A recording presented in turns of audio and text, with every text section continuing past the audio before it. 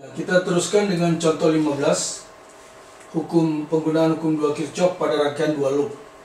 Sumber soalnya dari Fisika Peminatan, tulisan saya, kelas 12 jilid 3, halaman 109. Ya, soal pilihan ganda nomor 14, penerbit Erlangga. Ya, coba Anda lihat rangkaiannya seperti ini di soalnya. 3 resistor masing-masing dengan hambatan diketahui. Jadi ini ada R1, R2, R3 diketahui. 2 buah sumber tegangan, E1, E2 juga diketahui. Disusun seperti gambar. Apabila hambatan dalam diabaikan, jadi baterai ini dianggap hambatan dalamnya 0. Berapakah beda potensial antara B dan C? Jadi antara B dan C, berapa beda potensialnya? Nah, jadi kalau kita mau singkat,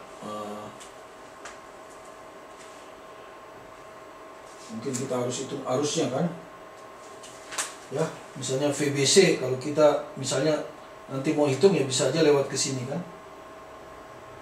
Atau lewat yang bawah. Ya, terserah. Oke, kita buat dulu. Langkah pertama, kita harus buat loop. Tapi semua komponen harus dilalui. Kalau saya hanya membuat satu loop, misalnya hanya membuat satu loop seperti ini, maka komponen ini dilewati semua, tapi komponen ini tidak. Jadi kalau mau dilewati juga berarti loopnya harus ada 2.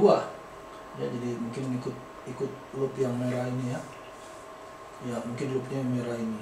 Nah, seperti ini.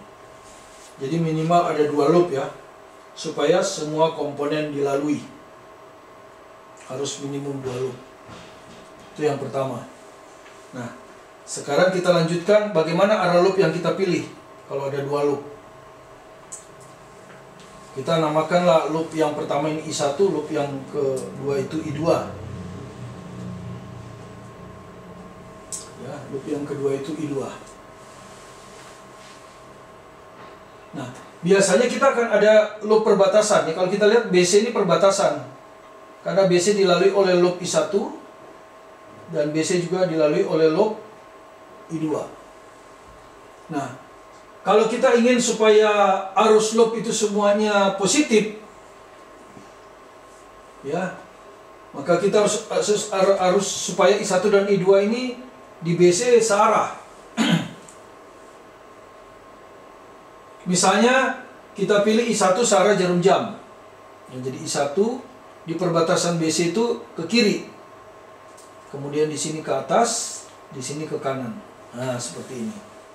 Nah, kalau kita lihat di BC harus mengalir dari C ke B. Maka yang merah juga kita usahakan supaya dari C ke B, sehingga tandanya dua-dua positif. Berarti untuk I2 harus berlawanan arah jarum jam. Berarti untuk yang merah ini harus berlawanan arah jarum jam. Ya, harus berlawanan arah jarum jam. Nah, seperti ini. Nah, seperti itu. Sehingga arus pada BC adalah dari C ke B dua-duanya. Ya, jadi kalau I1 searah jarum jam, maka I2 harus berlawanan jarum jam. Ya, supaya kedua arus loop searah. Nah, berikutnya kita tinjau loop 1. Jadi kita tinjau loop yang atas ini, searah jarum jam.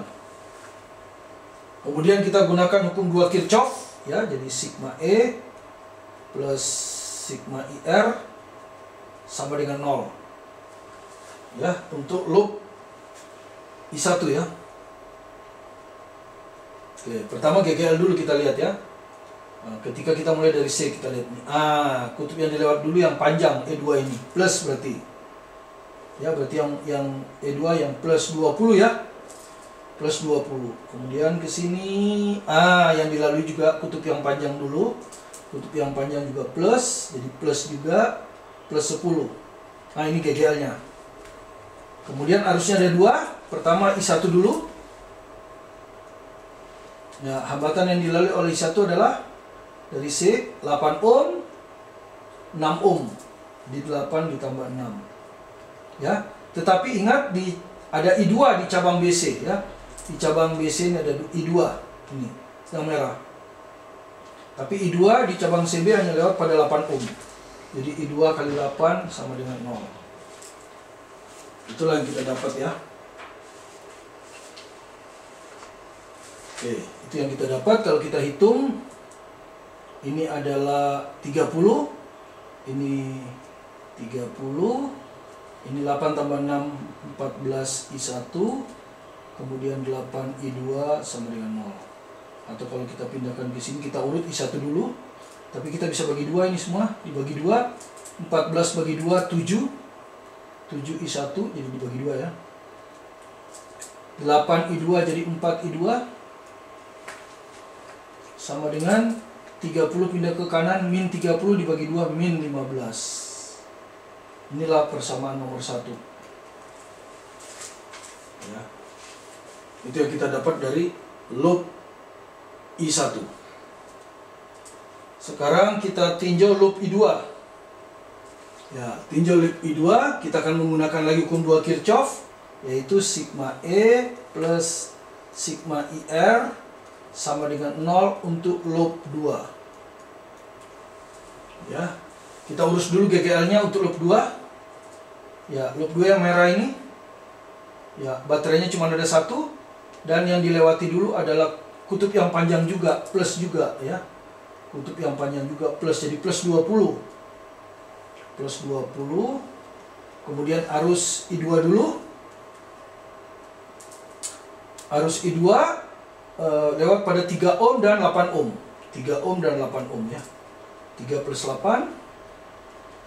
Kemudian pada cabang BC ada I1 searah, jadi plus ya. Di sini ada I1 ya. Jadi di loop I2 ini ada I1 searah, jadi plus. Tapi I1 hanya lewat pada 8 ohm. Cabang perbatasan ya. I1 hanya lewat pada 8 ohm sama dengan 0. Seperti tadi kalau kita hitung ini 20 tambah 3 tambah 8, 11. Kemudian 8 I1 sama dengan 0. Kita dapat persamaan yang kedua, kita urut I1 duluan. 8 I1 plus 11 I2 sama dengan min 20. Inilah persamaan nomor 2 ya, nomor 2. Nah, sekarang kita ditanya VBC. VBC itu bisa lewat atas. Kalau lewat atas berarti yang kita cari I1. Tapi bisa juga lewat bawah. Kalau lewat bawah berarti yang kita cari I2.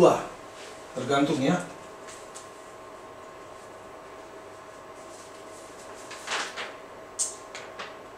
Oke, tapi kelihatannya lebih mudah kalau kita hitung I2 saja. Ya, dari B ke C. Jadi dari B ke C ini, nah, dari B ke C nanti kita akan dapat VBC sama dengan arus. Tapi arusnya berlawanan ya. Oh, searah, sorry, searah. Arusnya searah ya, dari B ke C searah dengan I2. Jadi VBC itu hanya tinggal I2 kali 3. Nah, berarti kita hanya harus cari I2. Dari dua persamaan ini kita cari I2. Saya tulis lagi ya persamaan pertama di bawah sini. Atau saya jajarkan aja ya. 7I1 tambah 4I2. 7I1 tambah 4I2 sama dengan min 15. Di sini 8I1 tambah 11I2 sama dengan min 20. Ya, seperti ini. Nah, yang ingin saya cari adalah I2. Ya, yang ingin saya cari adalah I2. Karena VBC adalah I2 kali 3. Jadi I1 saya eliminir ya. I1 saya eliminir ya. I1 dieliminir ya. I1 dieliminir. I1 dieliminir, dihilangkan. Nah, tentu Anda sudah tahu kalau I1 mau dihilangkan berarti koefisiennya disamakan. Ini 7, ini 8. Berarti yang atas dikali 8, yang bawah dikali 7. Jadi yang atas dikali 8, yang bawah dikali 7. Maka hasilnya adalah ini 7 kali 8 I1 tambah 4 kali 8, 32. Min 15 kali 8, min 120. Yang bawah kali 7, 8 kali 7. I1 11 kali 7, 77. Min 20 kali 7, min 140. Kalau kita jumlah, ini karena sama kita kurangi, maka ini hilang. Nah, I1 hilang.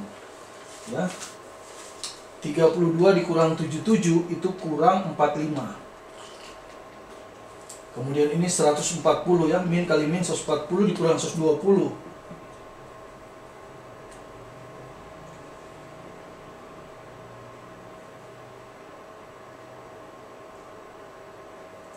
Itu adalah 20. Jadi I2-nya sama dengan min 20 per 45. Kalau kita bagi 5, ini min 4 per 9 ampere. Ya, jadi dapatlah I2 min 4 per 9. Dengan demikian kita bisa dapat VBC, yaitu I2 kali 3 tadi ya. Ya, kalau Anda lihat I2 kali 3. I2 kali 3. I2 adalah min 4 per 9 kali 3. Coret lagi. Jadi min 4 per 3 volt. Ya. Min 4 per 3 volt. Ya, kalau soal pilihan ganda ini adalah min 1,33 ya. Min 1,33.